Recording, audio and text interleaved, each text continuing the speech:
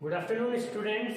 कल हमने optical isomerism जो अपना आइसोमेरिज्म का लास्ट टॉपिक है उसके बारे में बात की थी। इसके अंदर हमने एक एग्जांपल लिया था COEN का होल ट्वाइस Cl2। इसका हमने सिस जो है वो अच्छे तरीके से मिरर आइसोमर के टाइप के अंदर रिप्रेजेंट कर दिया।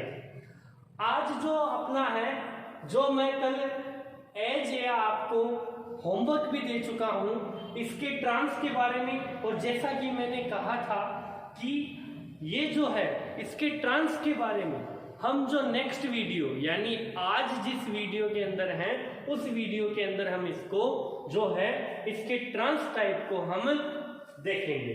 देखें एक बार स्टूडेंट, COEN का होल ट्वाइस Cl2। सबसे पहले इसका ट्रांस बनाया जाए, क्योंकि इसकी जो कोऑर्डिनेशन नंबर है वो 6 है, तो इसका जो स्ट्रक्चर है वो ऑक्टाहेड्रल होगा।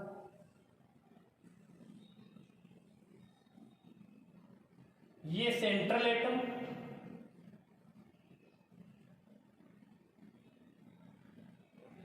ये EM और एक इधर ही है। तो स्टूडेंट्स देखें, ये कंटिन्यूस न होकर के एक दूसरे के अपोजिट चले गए, तो इसको मैं बिना सोचे समझे इसको मैं क्या कह सकता हूं, इसको ट्रांस कह सकता हूं। इसका मिरर आइसोमेरिज्म देखें, इसका मिरर रिफ्लेक्शन, जिसके कारण आप इसको मिरर आइसोमर जो है डिक्लेयर करेंगे। देखें एक बार, इसको अलग कर देते हैं एक बार।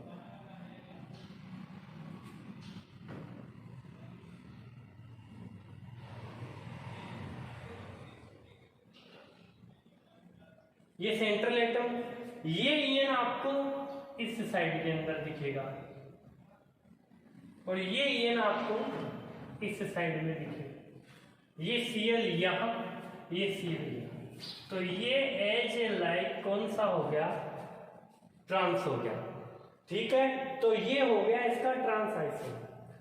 सिस है वो एक दूसरे पर जो है ओवरलैप यानी इसके एक दूसरे को कवर नहीं कर पा रहा, इसलिए ऑप्टिकल आइसोमर होगा। ट्रांस में भी सेम कंडीशन, इसके अंदर भी ये दोनों एक दूसरे को जो है कवर नहीं कर पा रहे। ये इसका मिरर रिफ्लेक्शन है, ये दोनों एक दूसरे को कवर नहीं कर पा रहे, तो ये भी ऑप्टिकल आइसोमर होगा। तो इसका सिस भी ऑप्टिकल आइसोमर है, ट्रांस भी ऑप्टिकल आइसोमर है। तो स्टूडेंट्स इनके दोनों जो टाइप हैं दोनों आइसोमर है, सिस और ट्रांस है, दोनों ऑप्टिकल आइसोमर रिप्रेजेंट कर रहे हैं। तो ये आप प्रूफ कर सकते हो, या आपने प्रूफ कर दिया कि COEN का होल ट्वाइस Cl2 ये पूरी तरह ऑप्टिकल आइसोमेरिज्म जो है वो रिप्रेजेंट करता है। तो इसी के साथ स्टूडेंट्स अपना आइसोमेरिज्म का जो टॉपिक है, जितना भी आइसोमेरिज्म के बारे में था, बेसिक कंसेप्ट से लेकर मेन कंसेप्ट तक हमने क्लियर किया। अब आगे जो अपना टॉपिक है, जिसके बारे में मैं आपको एक बार कल बता चुका हूं, VPT valency bond theory. Students आप 11th क्लास के अंदर केमिकल बॉन्डिंग के अंदर भी वैलेंसी बॉन्ड थ्योरी पढ़ के आए हो, वैलेंसी बॉन्ड थ्योरी। लेकिन यहां पर जो वैलेंसी बॉन्ड थ्योरी है वो केमिकल बॉन्डिंग से काफी ज्यादा चेंज है। VBT valency bond theory. VBT के अकॉर्डिंग करना क्या होता है, VBT के अकॉर्डिंग एक कोऑर्डिनेशन कंपाउंड है, उसका हाइब्रिडाइजेशन के अकॉर्डिंग, हाइब्रिडाइजेशन के आधार पर, इसके बेस पर उसका स्ट्रक्चर सेट करते हैं। इसी VBT के अंदर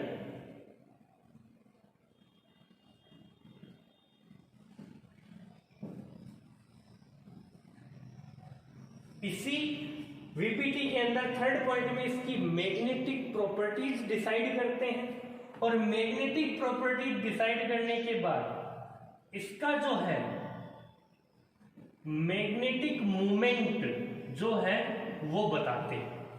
तो एक वीपीटी आपको एक कॉम्प्लेक्स के बारे में 4 जानकारी देता है: hybridisation, structure, magnetic properties, magnetic movement. ये 4 चीजें देता है। स्टूडेंट्स ध्यान दें, कोऑर्डिनेशन कंपाउंड में अपनी जो बोर्ड परीक्षा है Rajasthan board of secondary education, उसके अंदर वीपीटी से रिलेटेड कोऑर्डिनेशन कंपाउंड में क्वेश्चन आता ही है। हर ईयर आपको इससे रिलेटेड क्वेश्चन मिलेगा। ये क्वेश्चन आपके 2 नंबर का आता है, जिसके अंदर ये चारों पार्ट जो हैं वो हाफ मार्क्स के होते हैं। ठीक है, तो ऐसे आपको 2 नंबर मिलते हैं। ठीक है, इसके अंदर एक कॉम्प्लेक्स लेना है। इससे पहले मैं आपको ये बताऊंगा कि कॉम्प्लेक्स के अंदर अब यहाँ पर हमें क्या नया जानने को मिलेगा। मैग्नेटिक मोमेंट के बारे में मैं आपको बताना चाहूँ कि मैग्नेटिक मोमेंट क्या होता है। देखें स्टूडेंट, यहाँ से स्टार्ट हो जाते हैं hybridisation, structure, magnetic properties, magnetic moment. इन चारों की एक बार बात करते हैं। देखें स्टूडेंट्स, आज जो है हम वीपीटी के इंट्रोडक्शन के बारे में बात कर रहे हैं। सबसे पहले हम बात करते हैं हाइब्रिडाइजेशन की। हाइब्रिडाइजेशन जो कि आप केमिकल बॉन्डिंग के अंदर पढ़ के आए हो, हाइब्रिडाइजेशन के अकॉर्डिंग क्या होता है, यहां पर थोड़ा सा चेंज ये है। वहां पर आपने ये पढ़ा था sp3 हाइब्रिडाइजेशन। तो यहां पर मैं कुछ चीजें आपको बताना चाहूं। जिसका हाइब्रिडाइजेशन sp3 होगा, कोऑर्डिनेशन कंपाउंड में जिसका हाइब्रिडाइजेशन sp3 होगा, उसकी जो स्ट्रक्चर होगी वो क्या होगी, टेट्राहेड्रल होगी। जिसका हाइब्रिडाइजेशन dsp2 होगा, dsp2 होगा, उसकी जो स्ट्रक्चर होगी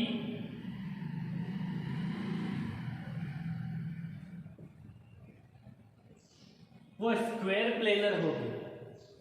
जिस कोऑर्डिनेशन कंपाउंड का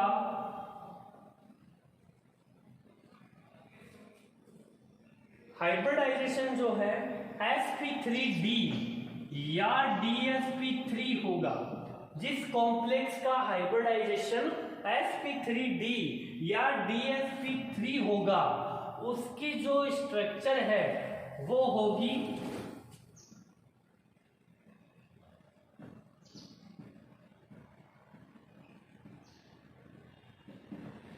ट्राइगोनल बाइपिरामिडिक। sp3d या dsp3 जिस कॉम्प्लेक्स का हाइब्रिडाइजेशन होगा, उसकी जो स्ट्रक्चर होगी वो ट्राइगोनल बाइपिरामिड होगी। ये मैं बता दूं, एक बार फिर बता दूं, ये वीपीटी का एक इंट्रोडक्शन है, ताकि अगर अब हम कॉम्प्लेक्स के एक वीपीटी के बारे में बात करेंगे, एक कॉम्प्लेक्स पर हम वीपीटी को अप्लाई करेंगे, तो स्टूडेंट आपको हाइब्रिडाइजेशन तो निकालना पड़ेगा, क्योंकि हाइब्रिडाइजेशन आपका फर्स्ट स्टेप है वीपीटी का। तो हाइब्रिडाइजेशन के अंदर आपने कौन सा हाइब्रिडाइजेशन निकाला है, उसके अकॉर्डिंग उसकी स्ट्रक्चर देंगे। एक और बचा है sp3d2 या d2sp3। इसकी जो स्ट्रक्चर होगी वो होगी ऑक्टाहेड्रल। तो स्टूडेंट्स, इतने हाइब्रिडाइजेशन अपने सिलेबस में है, यानी एक कॉम्प्लेक्स के अंदर इतने टाइप के हाइब्रिडाइजेशन है, वो जो है रिप्रेजेंट होते हैं। उनके बेस के अकॉर्डिंग हम जो है उसकी जो स्ट्रक्चर है वो डिसाइड करते हैं। sp3 टेट्राहेड्रल, हिंदी मीडियम वालों को बताना चाहूं, इनकी जो संरचना है वो चतुष्फलकीय होगी, इसकी जो है वो वर्ग समतलीय होगी, इसकी जो संरचना है वो त्रिकोणीय द्विपिरामिडी,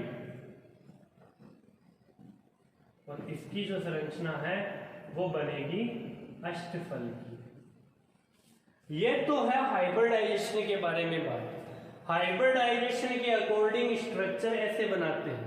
याद रहे, मैंने आपको वीबीटी के अंदर पहले बताया कि एक वीबीटी आपको 4 प्रकार की जो है कॉम्प्लेक्स के अंदर 4 प्रकार की बातों को बताएंगे। सबसे पहले हाइब्रिडाइजेशन, दूसरा हाइब्रिडाइजेशन के अकॉर्डिंग स्ट्रक्चर, तीसरा मैग्नेटिक मोमेंट या मैग्नेटिक नेचर, ठीक है, उसके बारे में। तो मैग्नेटिक प्रॉपर्टीज या मैग्नेटिक नेचर के अंदर क्या है मैं आपको बता दूं। जैसे कि स्टूडेंट्स, मैग्नेटिक प्रॉपर्टीज, जो मैग्नेटिक प्रॉपर्टीज है, मैग्नेटिक प्रॉपर्टीज के अंदर आपको ये ध्यान रखना है कि अगर जैसे आपने सभी ने पढ़ रखा है 11th क्लास के अंदर जो है ये इलेक्ट्रॉन के बारे में पढ़ रखा है कि ये ऑर्बिटल है, इसके अंदर ये इलेक्ट्रॉन है, एक तो इस टाइप का इलेक्ट्रॉन दिखेगा और एक इस टाइप के इलेक्ट्रॉन दिखेंगे। इस टाइप के इलेक्ट्रॉन को कहते हैं अनपेयर इलेक्ट्रॉन, जिसे आप अपनी भाषा में कहते हो अयुग्मित इलेक्ट्रॉन। इन इलेक्ट्रॉन को कहते हो पेयरिंग इलेक्ट्रॉन या पेयर इलेक्ट्रॉन यानी युग्मित इलेक्ट्रॉन। अगर किसी कॉम्प्लेक्स के सेंट्रल एटम में, अगर किसी कॉम्प्लेक्स के सेंट्रल एटम में अनपेयर इलेक्ट्रॉन है, किसी कॉम्प्लेक्स के सेंट्रल एटम में अनपेयर इलेक्ट्रॉन है, तो इसकी मैग्नेटिक प्रॉपर्टीज जो है, और ऐसे कॉम्प्लेक्स जिनके सेंट्रल एटम में इलेक्ट्रॉन पेयर है सारे, तो इसके अकॉर्डिंग आप मैग्नेटिक जो है मैग्नेटिक प्रॉपर्टीज को डिसाइड करते हो।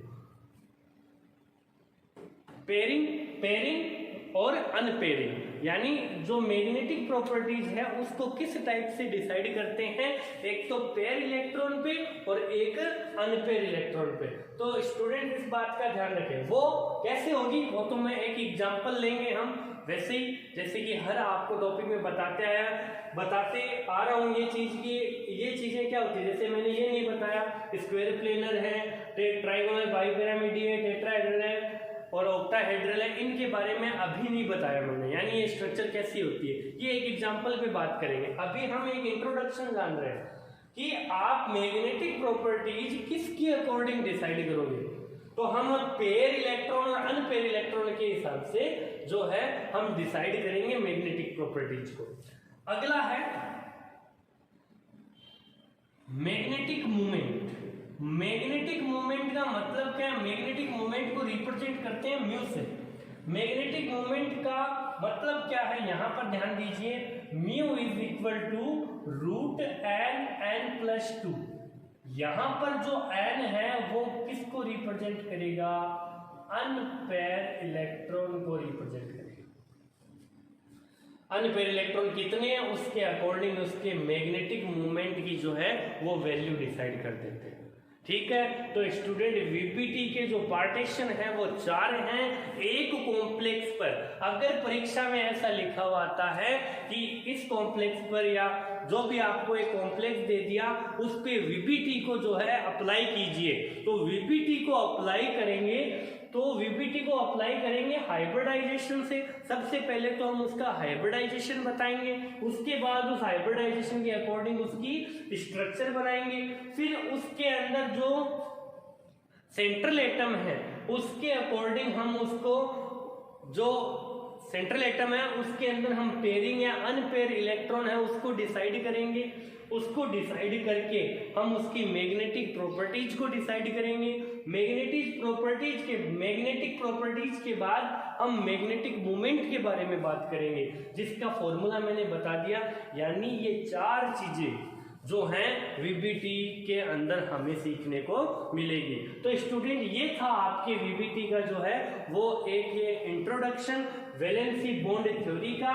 ध्यान रखें स्टूडेंट, एक तो आपने केमिकल बॉन्डिंग में पढ़ी थी वीबीटी और ये कोऑर्डिनेशन, दोनों एक दूसरे से अलग है। वैलेंसी बॉन्ड थ्योरी के अंदर आपने केमिकल बॉन्डिंग में दो एटम के बीच में अट्रैक्शन और रिपल्सन फोर्स के बारे में बताया था, और इस वीबीटी के अंदर आपको 4 पार्ट बताने हैं, hybridisation, structure, magnetic properties and magnetic movement. तो स्टूडेंट ये आज की वीडियो में मैंने वीबीटी का जो है इंट्रोडक्शन बताया। कल से हम एक एग्जाम्पल लेंगे, ये एक छोटा सा टॉपिक है, कल जो है हम वीबीटी के 2 या 3 एग्जाम्पल करके इस वीबीटी को कंप्लीट कर देंगे। तो स्टूडेंट अब तक आपकी कोऑर्डिनेशन कंपाउंड में IUPAC नेमिंग, आइसोमेरिज्म और इसके जो कुछ डेफिनेशन थी, homoleptic, type of complex and type of ligand, उनके बारे में हमने पढ़ लिया है। अब आपके दो टॉपिक बचे हैं, एक तो VBT वैलेंसी बॉन्ड थ्योरी और एक क्रिस्टल फील्ड थ्योरी CFT। तो इन दो टॉपिक के बाद कोऑर्डिनेशन कंपाउंड है वो कंप्लीट होगा, यानी 2 या 3 पार्ट का आपका यूनिट और है। इसके बाद हम जो इसके प्रैक्टिस क्वेश्चन है जो RBSE बोर्ड या CBSE बोर्ड है उसके अंदर पूछे जाते हैं उनके बारे में कंसल्ट करेंगे और कंपटीशन के क्वेश्चन भी कंसल्ट करेंगे। आज के लिए इंट्रोडक्शन तो मैं मेरी बात को खत्म करता हूँ। घर पर रहें, सुरक्षित रहें।